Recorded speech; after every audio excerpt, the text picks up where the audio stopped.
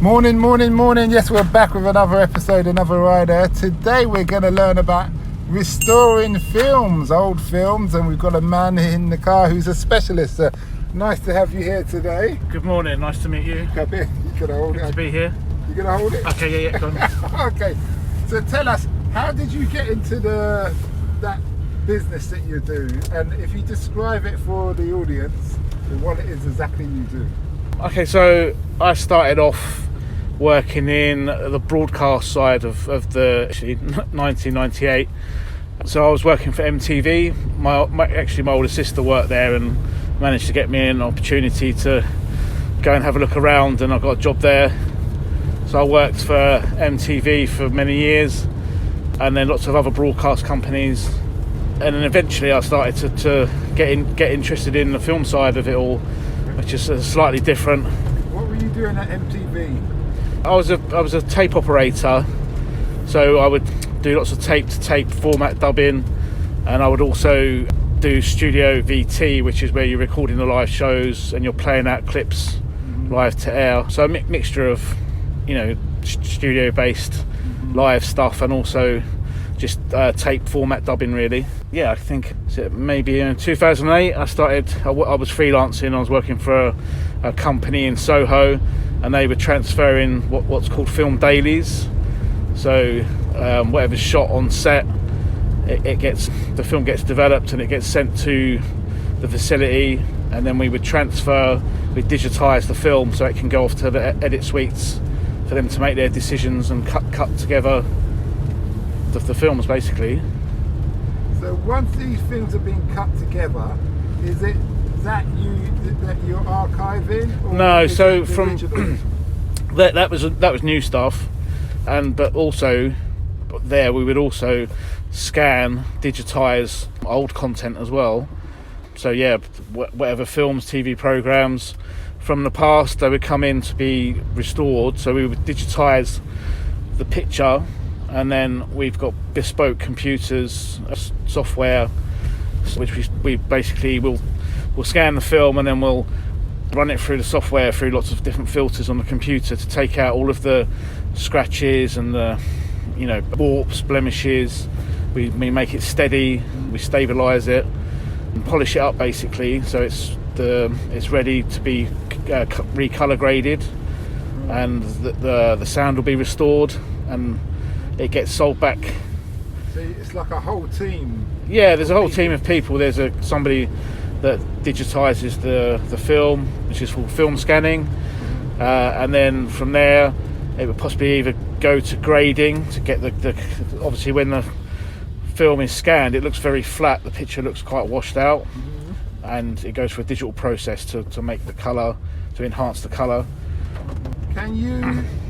What are the limitations? Can the quality get to like a cinema 4K? That's the idea, is to make it look like how it was screened from print back in the theatres, in the cinemas, when it was originally released.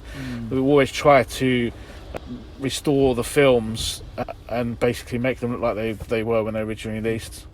And obviously now the people collect the films on Bluray, and obviously they go for streaming, so there's a lot of interest in old movies to see them again in higher resolution. Oh, is it? So you said people still use Blu-ray? Yeah, there's still a big market for Blu-ray. A lot of our clients are releasing Blu-rays. Are they releasing it like the hard disc Blu-rays? Yeah. Or just the quality?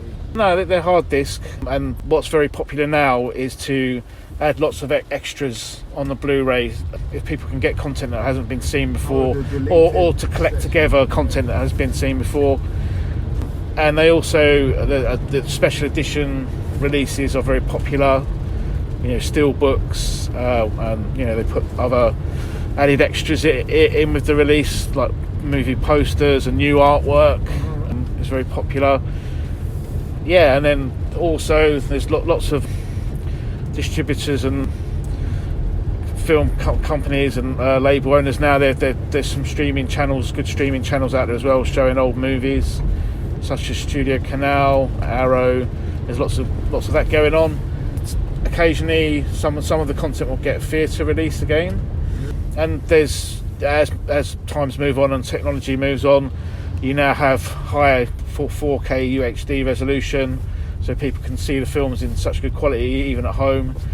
And also there's this HDR, so high dynamic range, so that you can see more depth. And what's quality's better, Blu-ray, HD, or is 4K a quality? Is that the thing? Yeah, 4K is quality, and it just HD. 4K is 4 times the quality of HD, so it is. Yeah, things move up as the technology moves on. Blu-ray's the oldest quality. Well, people still buy DVDs as well. I think there's still there's a massive market for DVDs as well, and they're just HD quality. So and that's in England, in this part of the world, or is it all over the world? Yeah, okay. Yeah. There's still about that. Yeah, there's still people still buying SD DVDs, and there's Blu-rays are being sold. It's huge. Yeah. What's the most challenging thing you've had when it comes to restoring? Some of the projects we've worked on, I guess, yeah, there's been some challenging projects. Where I worked for a previous company to the one I do now, we were involved in a project called basically the Hitchcock 9. He did 9 silent films, and the British Film Institute, who were leading the project, they collected together the film elements, the best film elements they could source from all over the world, and we remastered his films, and they got special screenings and they were all. Sorry. Yep. What about black and white movies? How do you deal with that? Is there a special way of dealing with them? It's a similar approach, but obviously, yeah. I mean, there's no colour grading involved. It's black and white grading. But yeah, we do lots of black and white content. It's a similar approach to the colour stuff, to be honest. Can a maybe a stupid question, but I have to ask, can a black and white movie with all your technology today be made into a colour? It most definitely can. It can, yeah. They're moving on leaps and bounds with the colorization software. It's not something that my companies do, actually. We don't specialise in that, but there are lots of companies out there doing that type of work. Mm-hmm. And there's been some good releases of colorized films and documentaries over the years. What does the future hold for your industry, and how has it changed over the time? Well, I mean, I've been in this industry now for some time, and we tend to see, as I say, as technology moves on, and the resolution is better, and they come up with more, different formats with different added extras like HDR. I'm sort of finding myself having restored some of these films and TV content in standard definition when I started in the industry, and then it will come back round for HD, and now I'm doing them in 4K, and who knows where it goes next. Perhaps we'll be restoring films, which has already been done, in 8K, 10K and above. So I guess